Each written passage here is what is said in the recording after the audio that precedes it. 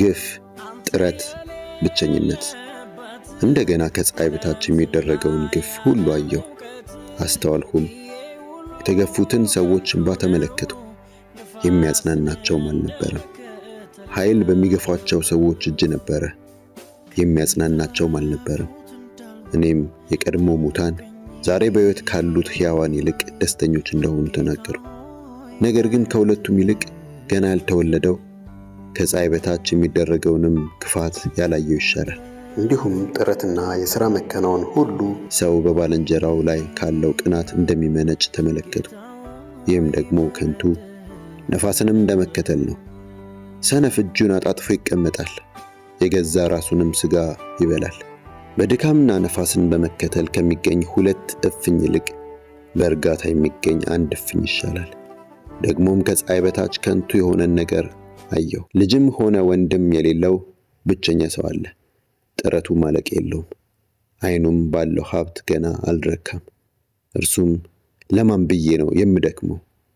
ራሴን ከማስደስትስ የምቆጠበው ለምንድን ነው ብሎ ጠየቀ። ይህም ደግሞ ከንቱ የጭንቅ ኑሮ ነው። ለሥራቸው መልካም ውጤት ስለሚያገኙ ከ1 2 መሆን ይሻላል። አንዱ ቢወድቅ ባልንጀራው ደግፎ ያነሳዋል። ቢወድቅ የሚያነሳው ረዳት የሌለው ግን እንዴት አሳዛኝ ነው! ደግሞም 2ቱ አብረው ቢተኙ ይሞቃቸዋል።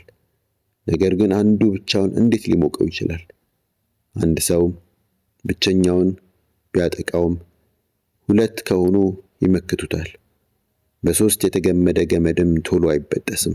በልጦ መገኘት ከንቱ ነው። ምክርን መቀበል ከማያውቅ ሞኝና ሽማግሌ ንጉሥ ይልቅ ጠቢብ የሆነ ድሃ ወጣት ይሻላል።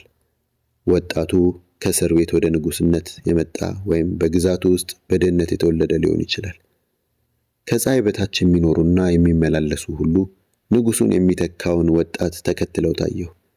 በፊቱ የነበረው ሕዝብ ሁሉ ቁጥር ስፍር አልነበረውም።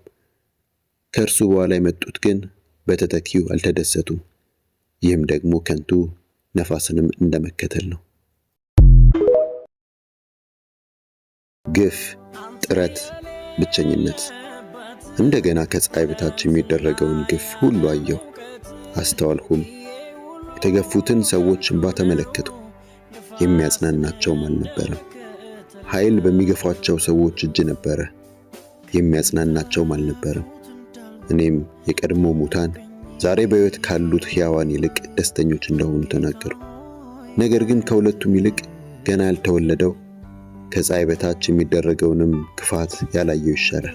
እንዲሁም ጥረትና የሥራ መከናወን ሁሉ ሰው በባልንጀራው ላይ ካለው ቅናት እንደሚመነጭ ተመለከቱ። ይህም ደግሞ ከንቱ ነፋስንም እንደመከተል ነው። ሰነፍ እጁን አጣጥፎ ይቀመጣል፣